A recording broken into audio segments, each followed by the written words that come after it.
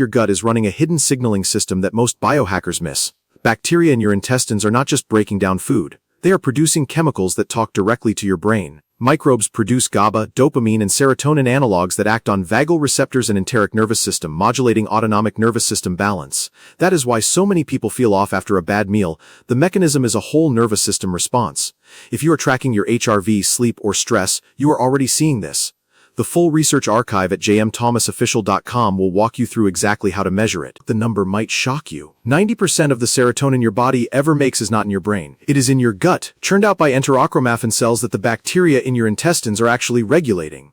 They do this by metabolizing tryptophan, the same amino acid your brain uses to build serotonin. So the microbes in your colon are deciding how much mood chemistry you have available right now. That is why you feel off after a bad meal. That is why fiber changes your baseline. That is why a single probiotic strain can shift your stress response in hours. The bacteria are talking to your HPA axis, the stress system that runs your cortisol, your heart rate, your sleep. A 2004 study by Sudo and colleagues at the University of Tokyo showed that mice colonized with beneficial bacteria had measurably different stress responses than germ-free mice, and Cryan and his team at Trinity College Dublin have spent nearly 2 decades proving that this is not a coincidence.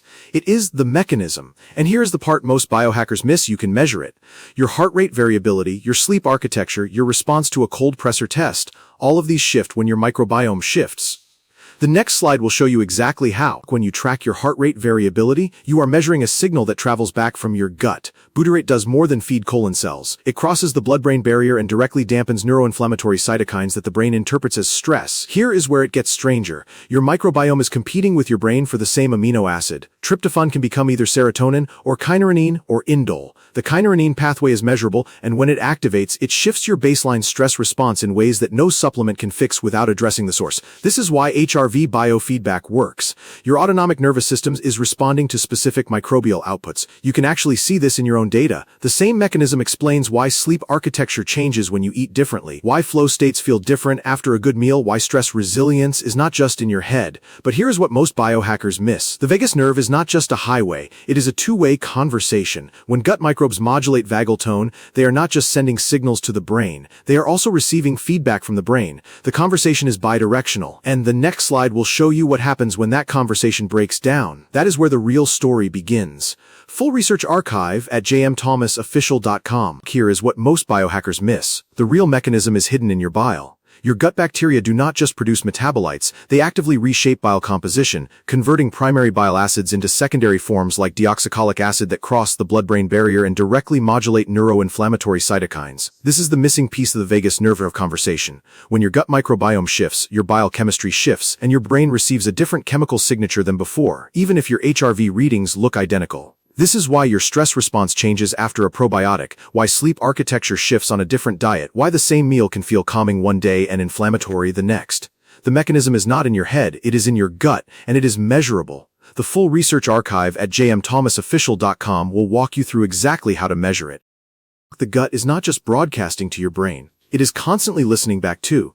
The vagus nerve works both ways, and every time your brain signals stress, your gut measures that input and adjusts its own chemical output in response. This is why a bad meal does not just make you feel off. It is your gut responding to your brain state, not the other way around. When your central nervous system is agitated, your enteric system shifts its output, and that shift changes how your body processes the next meal. Why would evolution pay that cost? Maintaining a full two-way nervous system between two organs is expensive, and most creatures do not bother with this kind of feedback loop. Yet mammals, birds, and some fish have built this infrastructure, which means something about the information flowing between gut and brain is worth more than it costs. The next slide will show you what breaks when that conversation goes wrong.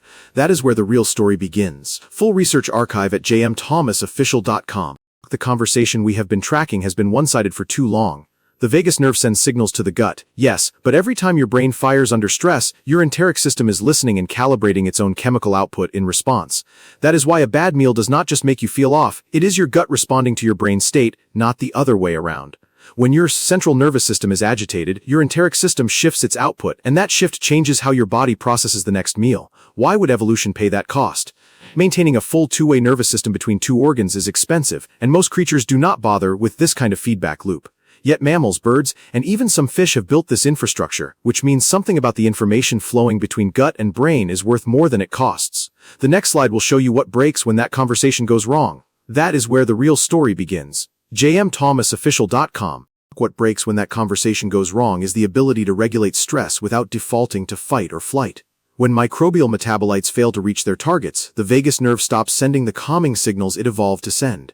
The result is a baseline of low-grade neuroinflammation that shows up as chronic fatigue, poor sleep, and a stress response that feels like it never switches off. The body is not malfunctioning, it is responding to a chemical environment that no longer supports the signals it expects to receive. The full research archive at jmthomasofficial.com will walk you through exactly how to measure it.